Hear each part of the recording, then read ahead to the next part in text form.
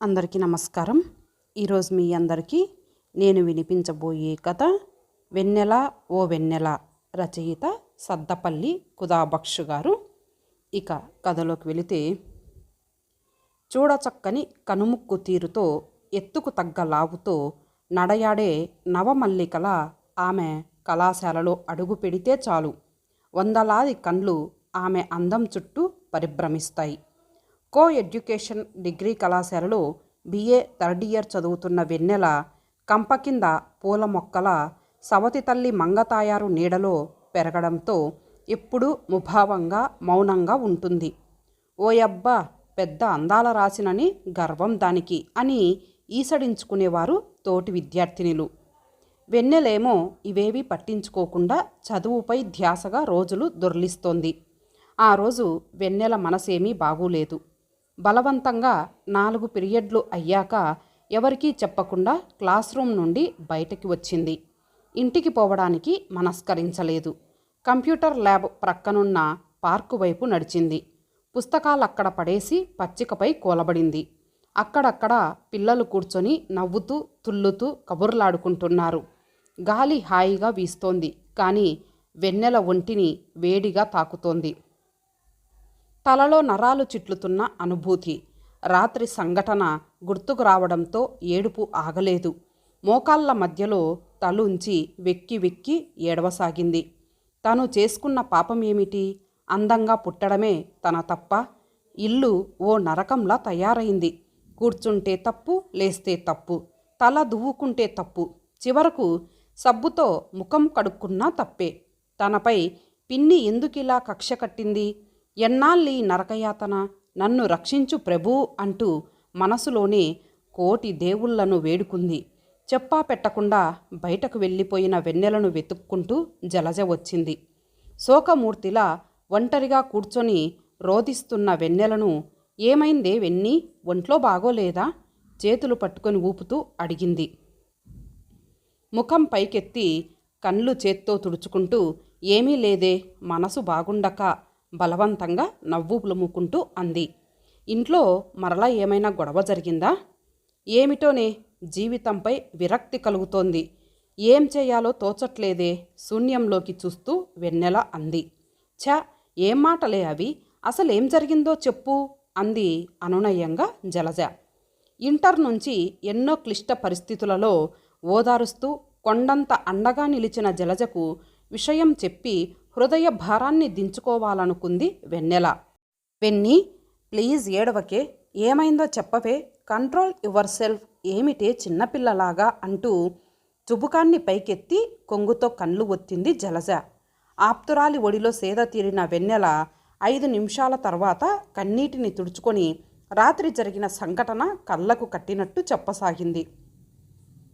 మా అన్నయ్య భార్య పోయినప్పటి నుంచి పిల్లలను చూసుకోవడం కష్టంగా ఉంది. 2వ పెళ్లి చేసుకుంటే బాగుంటుందనుకుంటున్నాను అని రాశాడు అంది పిన్ని భోంచేస్తున్న నాన్నతో. చేసుకోమ్మను, ఎవరొద్దన్నారు అన్నారు నాన్న. ఎన్నిసార్లు చెప్పినా మీకెక్కడం లేదు. మా అన్నయ్యకు వెన్నెలనిచ్చి చేద్దామన్నప్పుడల్లా ఏదో చెప్పి తప్పించుకుంటున్నారు. ఈ పెళ్లి విషయం మీరే అన్నయ్యకు రాయాలి అంది పిన్ని ఆజ్ఞాపిస్తున్నట్టు. అన్నం తింటున్న నాన్న ఆవేశపడిపోయారు. ఏమిటే, ఇంకోసారి ఆ మాట అన్నావంటే తోలు ఒలిచేస్తాను. బంగారం లాంటి బిడ్డను ఆ జులాయి వెధవకు ఇద్దామనడానికి నీకు మనసెలా వచ్చిందే అన్నారు ఆవేశంగా. మెడతెగిన కోడిలా ఎందుకలా ఎగిరెగిరి పడతారు? మా అన్నయ్యకు ఏం తక్కువ? శ్రీరామచంద్రుడు లాంటివాడు. మీకు జులాయిలాగా కనిపిస్తున్నాడా అంది పిన్ని మరింత గట్టిగా. నోర్ముయ్, ఇంకొక మాట మాట్లాడావంటే ఇన్నాళ్ళు నువ్వు చెప్పిన దానికల్లా గంగిరెద్దులా తలూపాను. నా బిడ్డ విషయంలో మాత్రం కాదు, గుర్తుంచుకో అన్నారు నాన్న. అలాగే, పెళ్ళి పెటాకులు లేకుండా ఇంట్లో పెట్టుకొని ఊరగాయ వెయ్యండి అంది పిన్ని. ఇల్లు అమ్మి అయినా సరే వెన్నెలకు మంచి సంబంధం చూసి పెళ్లి చేస్తాను రోషంగా అన్నారు నాన్న. ఇల్లు కాస్త అమ్మేసి నాకు పిల్లలకు చిప్పిచ్చి చెట్ల కిందకు పంపాలనా? ఆ పప్పులేం ఉడకవు, తెలుసుకోండి అంది పిన్ని గొంతు పెంచుతూ. ఏమిటే నీ ఉద్దేశం? మంచిగా చెబుతున్నా, నోరు మూసుకు పడుండు అన్నారు నాన్న. దాంతో పిన్ని నాన్న దగ్గరకొచ్చి, ఏమి చేస్తారు, కొడతారా? అంతకంటే మీ ముఖానికి ఏం చేతనవుతుంది కనుక అంటూ గుడ్లురుముతూ చూసింది. పక్క గదిలోని నాకు ఆవేశం ముంచుకొచ్చింది. ఇన్నాళ్ళు రాజీ రంపాన పెట్టినా నోరు మెదపని నేను నాన్నను అనరాని మాటలు అంటుంటే సహించలేకపోయాను, కంట్రోల్ చేసుకోలేకపోయాను. అబ్బబ్బా, ఏమిటి గొడవ? పిన్ని, ఎందుకలా కేకలేస్తావు? ఎవరన్నా వింటే అన్నాను.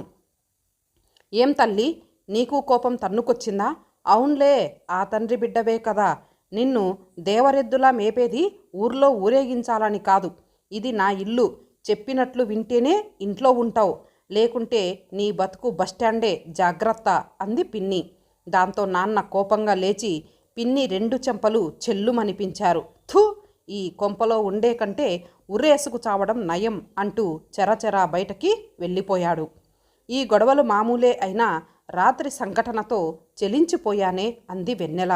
అధైర్యపడకే, అంతా సవ్యంగా జరుగుతుంది. నీ కాళ్ళపై నువ్వు నిలబడే వరకు మౌనంగా భరించడం తప్ప మార్గం లేదే అని సలహా ఇచ్చింది జలజ. కాసేపు మౌనం రాజ్యమేలింది.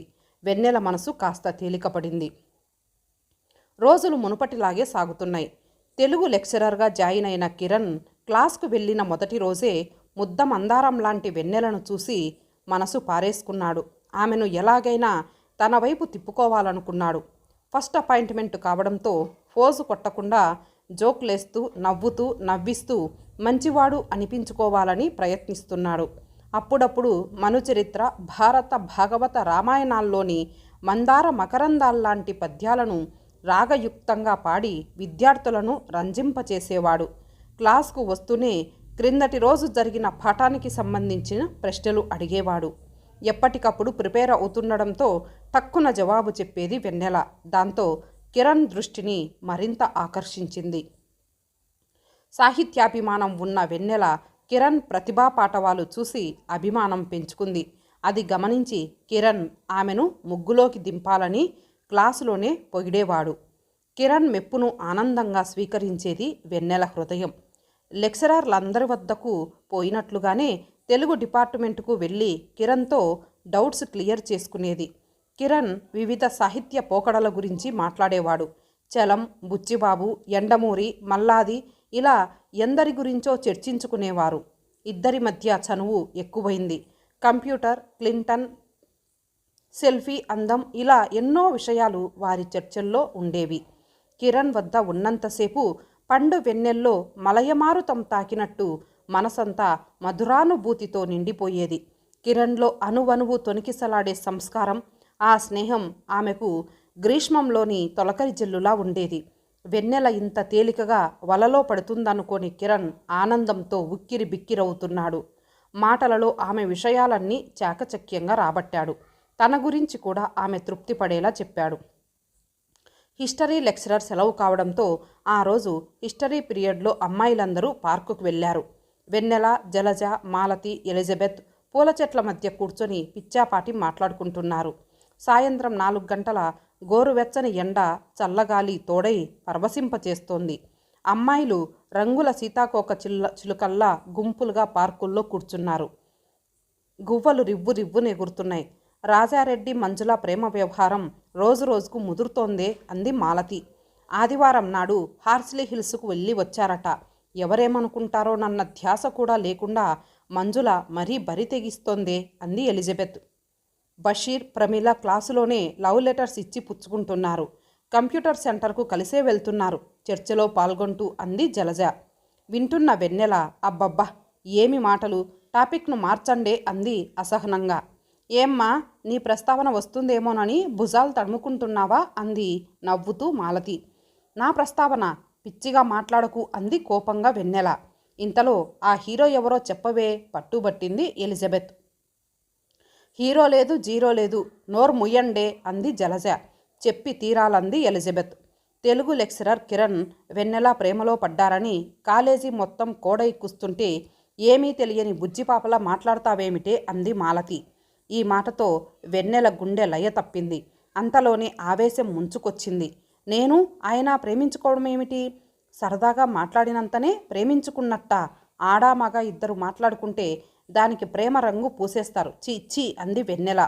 పోన్లేవే, నువ్వు ప్రేమించకున్నా విద్యావంతుడు, ఉద్యోగస్తుడు, 6 అడుగుల అందగాడు, పైగా పెళ్లి కానివాడు నీపై కన్నేశాడు. తప్పేముంది, పచ్చ జెండా ఊపై అంది ఉడికిస్తూ ఎలిజబెత్.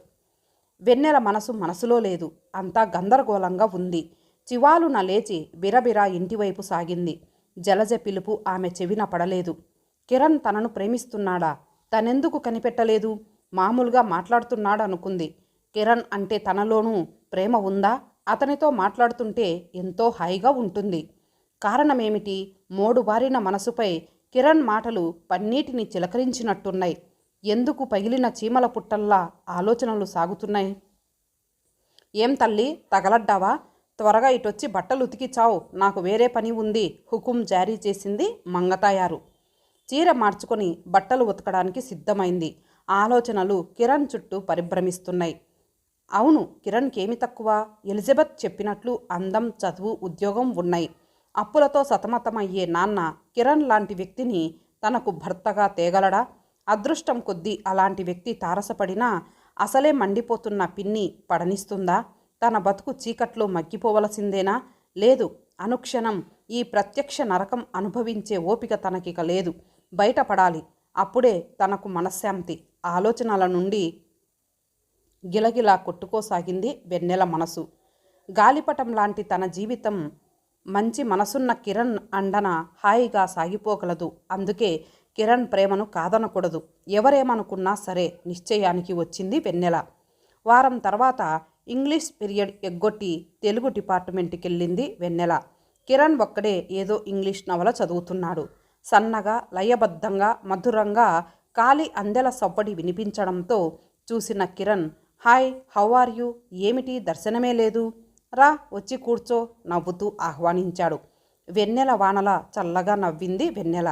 వారం రోజుల నుంచి చూస్తున్నాను. మాకు లీజర్ ఉన్నప్పుడు మీరు ఏదో క్లాస్కెళ్ళి ఉంటున్నారు. ఇలా లాభం లేదని ఈరోజు ఇంగ్లీష్ క్లాస్ ఎగ్గొట్టి వచ్చాను అంది కిరణ్ ముందు కూర్చుంటూ. నేను 4-5 రోజుల నుంచి ఎదురు చూస్తున్నాను. నీకు దయ కలిగితే కదా క్లాస్లో మాట్లాడితే బాగుండదని ఊరకే ఉన్నాను. ఏమిటి విశేషాలు చెప్పండి అడిగింది టేబుల్పై ఉన్న వెన్నెల్లో ఆడపిల్ల నవల తీసుకుంటూ. నీకో విషయం చెప్పాలని ఎన్నో రోజుల నుంచి ప్రయత్నిస్తున్నాను. సానుకూలంగా స్పందిస్తావన్న నమ్మకముంది అన్నాడు ఉపోద్ఘాతంలా. ఏమిటో పసిగట్టిన వెన్నెల సంకోచమెందుకు, చెప్పండి అంది చిరునవ్వులు చిందిస్తూ. వెన్నెల, నా గురించి ఈపాటికి నువ్వు అర్థం చేసుకుని ఉంటావు. అన్ని విధాలా ఆలోచించే ఈ నిర్ణయానికి వచ్చాను అని ఆగాడు. వింటోంది వెన్నెల. కొన్ని క్షణాల తర్వాత, ఐ లవ్ యూ వెన్నెల. తొలి చూపులోనే నా హృదయాన్ని దోచుకున్నావు. నీ అందాన్నే ప్రేమించడం లేదు, నిన్నుగా ఆరాధిస్తున్నాను. నువ్వు సరేనంటే పెళ్లి చేసుకోవాలనుకుంటున్నాను అన్నాడు పాఠం ఒప్పజెబుతున్న విద్యార్థిలా. హృదయం ఆనంద తాండవమాడుతున్నా మౌనంగా కూర్చుంది వెన్నెల. మౌనం అర్ధాంగీకారంగా భావించిన అతను, వెన్నెల, నా మనసు విప్పాను. నీ అభిప్రాయం చెప్పు. అర్జెంట్ ఏమీ లేదు. నా హృదయంలో నీకే చోటుందని గుర్తుంచుకో అన్నాడు. ఆమె మనసు వెన్నెల స్నానం చేసినట్లు పరవశించిపోతోంది. బీటలు వారిన నేలపై నీటి దార ఒలికినట్టు ఉప్పొంగింది హృదయం. అయినా మీరంటున్నదేమిటి? నేనంటే ఏమనుకుంటున్నారు? మీరిలా ఆలోచిస్తారని తెలిసి ఉంటే మాట్లాడేదాన్నే కాదు అంది తెచ్చిపెట్టుకున్న కోపంతో. ఆమె మాటలకు కలవరపడిన అతను, వెన్నెల, నీకు బాధ కలిగితే క్షమించు. కానీ ఒక్క విషయం, నువ్వు లేని జీవితాన్ని నేను ఊహించలేను. నా మనసు ముక్కలు చేయకు అని వేడుకున్నాడు. సార్, సంస్కారం, సహృదయం కలిగిన మీ ప్రేమ పొందడం అదృష్టంగా భావిస్తున్నాను. నా హృదయాన్ని మీకు నైవేద్యంగా అర్పించాను అంది అనిర్వచనీయమైన ఆనందానుభూతితో. Thank you Vennela, thank you very much. Really I am a lucky fellow అంటూ ఆమె కుడిచేతి వేళ్లపై పెదవులతో అద్దాడు ఆనందంతో ఉక్కిరిబిక్కిరవుతున్న కిరణ్. వెన్నెల శరీరం సన్నగా వణికింది. వెన్నెల, ఈరోజు ప్రపంచాన్ని జయించినంత సంతోషంగా ఉంది. నీలాంటి గుణవతి, సౌందర్యవతి నా జీవితంలోకి రావడం నిజంగా పూర్వజన్మ సుకృతం అన్నాడు తన్మయం చెందుతూ. పెనవేసుకున్న మనసులు పరవళ్ళు తొక్కుతుండగా 10 నిమిషాలు కబుర్లు చెప్పుకున్నారు. ఇక నేను వెళ్తాను, చాలా టైం అయింది. వెన్నెల, మన ప్రేమ విషయం కొంతకాలం ఎవరికీ తెలియనీయకు. ఓ శుభ సందర్భంలో పెళ్లి బాంబు పేలుద్దాం అన్న కిరణ్ మాటలకు సరేనని తలూపి తృప్తిగా బయటకొచ్చింది. నెల రోజులు గడిచాయి. ఇద్దరి ముఖాలలో కొత్త కళ. వెన్నెల ప్రవర్తనలో బోలెడు మార్పు. ఇన్నాళ్ళు అణిగి మణిగి ఉన్న ఆమెలో ఓ రకమైన ఆత్మస్థైర్యం. కిరణ్ను తలుచుకొని వరదలో కొట్టుకుపోతున్న గడ్డిపోచను గజఈతగాడు ఒడ్డుకు చేరుస్తున్న అనుభూతి పొందసాగింది. అనుక్షణం అతనే కళ్ళల్లో మెదిలేవాడు. యూనివర్సిటీ పని అంటూ అతను తిరుపతికి వెళితే ఒంటరితనాన్ని భరించలేకపోయేది. ముచ్చట్లతో కాలం మంచులా కరిగేది. వెన్నెల, మనం దూరంగా వెళ్ళి పెళ్లి చేసుకుని హాయిగా గడుపుదాం అన్నాడు ఓ రోజు కిరణ్. అదేమిటి, ఉద్యోగం వదిలి ఏం చేద్దాం? ఒకరినొకరు చూసుకుంటూ గడుపుదామా ఏమిటి?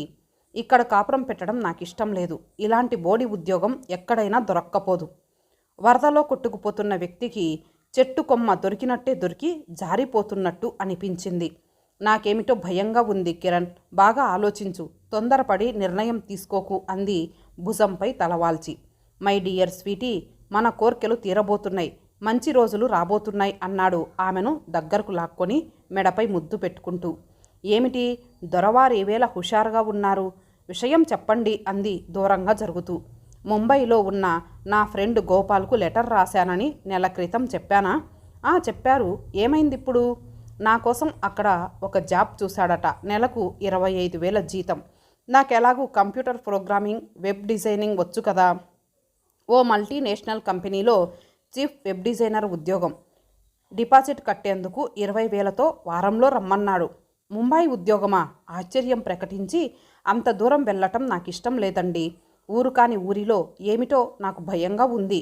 ఒక్క విషయం ఆలోచించు, బంగారం లాంటి అవకాశం.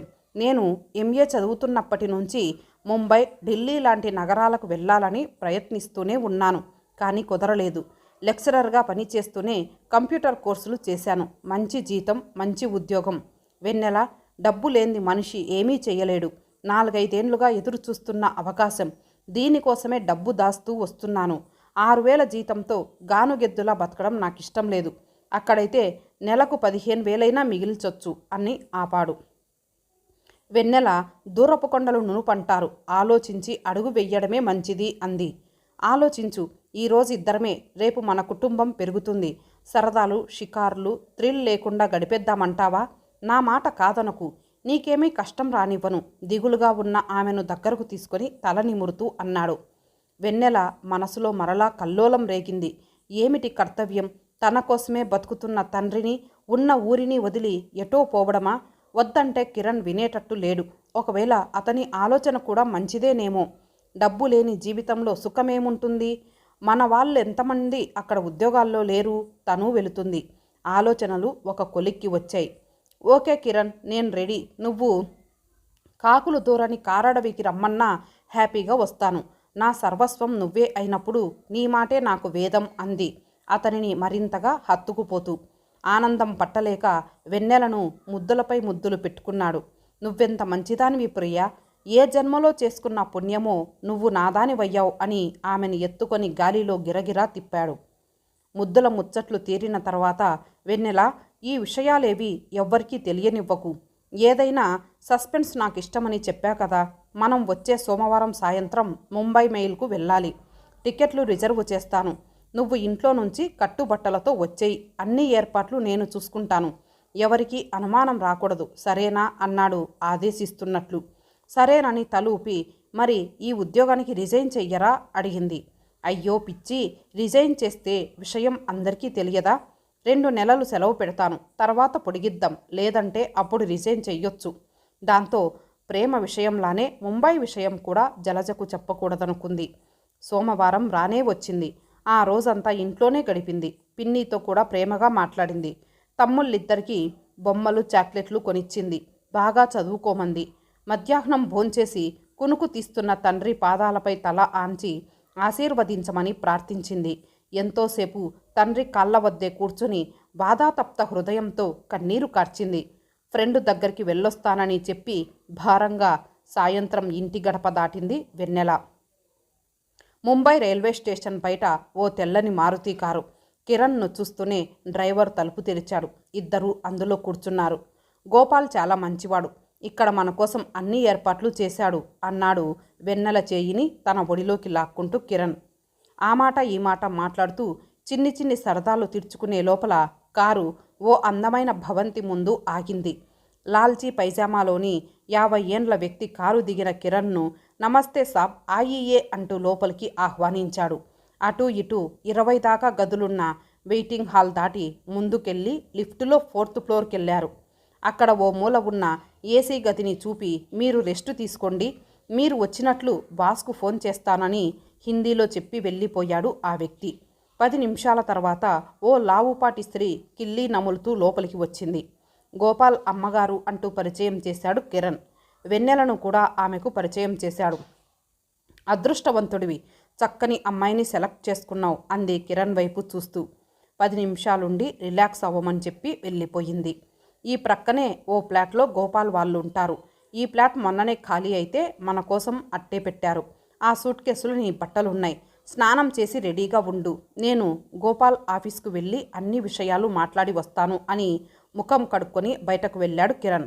ఏసీ గదిలో ఫోమ్ బెడ్ మీద వెల్లకిలా పడుకుంది వెన్నెల. మనసు ఊహల్లో తేలిపోతోంది. తనెంత అదృష్టవంతురాలు అనుకుంటూ ఆనంద పారవస్యంతో బెడ్పై దొర్లింది. బాత్రూంకెళ్ళి షవర్ కింద గోరువెచ్చటి నీటితో స్నానం చేసి కనకాంబరం రంగు చీర, మ్యాచింగ్ బ్లౌజ్ తొడుక్కుంది. నిలువెత్తు అద్దంలో తన ప్రతిరూపాన్ని చూసి ఆశ్చర్యపోయింది. మునుపటి వెన్నెలకు ఇప్పటి వెన్నెలకు ఎంత మార్పు! తల దొవ్వుకొని చక్కగా ముస్తాబైంది. ఇంతలో బజర్ మోగింది. తీయని తలుపులతో తలుపు తీసింది. ఎదురుగా స్వీట్ ప్యాకెట్తో కిరణ్. మై డియర్ స్వీటీ, కొత్త కంపెనీ అగ్రిమెంట్స్ రెడీ అయ్యాయి, రేపే డ్యూటీలో జాయిన్ అవ్వమన్నారు అంటూ లడ్డు వెన్నెల నోట్లో కుక్కాడు. ఇది కళా నిజమా అన్నట్లు ఆనందంతో ఉక్కిరి బిక్కిరై కిరణ్ను గట్టిగా వాటేసుకుంది. కాసేపు ఇద్దరి మధ్య గాలి గింజుకుంది. కిరణ్ స్నానం చేసి డ్రెస్ చేసుకొని సోఫాపై కూర్చున్నాడు. తాము అనుభవించబోయే స్వర్గ సుఖాలను వర్ణిస్తూ వెన్నెలను ఊరిస్తూ అధరామృతాన్ని గ్రోలుతూ ఆనంద డోలికల్లో తేలిపోయారు. వెన్నెల కౌగిలిలోంచి బలవంతంగా లేస్తూ గోపాల్ ఇంటికెళ్ళి పలకరించి వస్తాను, పండ్లు పూలతో సాయంత్రం వెళ్దాం, 10 నిమిషాల్లో వచ్చేస్తాను అంటూ వెన్నెల పెదవులను తన పెదవులతో పెనవేసి ముద్దిచ్చి బయటకు వెళ్ళాడు. మెత్తని కుషన్ సోఫాలో తల వెనక్కి వాల్చి అందమైన ఊహల్లో తేలిపోతున్న వెన్నెలకు ప్రయాణ బడలిక వల్ల నిద్ర ముంచుకొచ్చింది. కమ్మని కలలతో వెన్నెల పెదవులపై సన్నని చిరునవ్వు.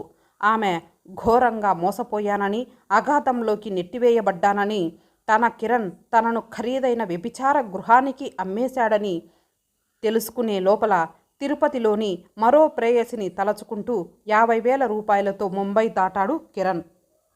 ఇంతటితో ఈ కథ సమాప్తం. మళ్ళీ మరొక మంచి కథతో కలుద్దాం. అంతవరకు సెలవు. నమస్తే.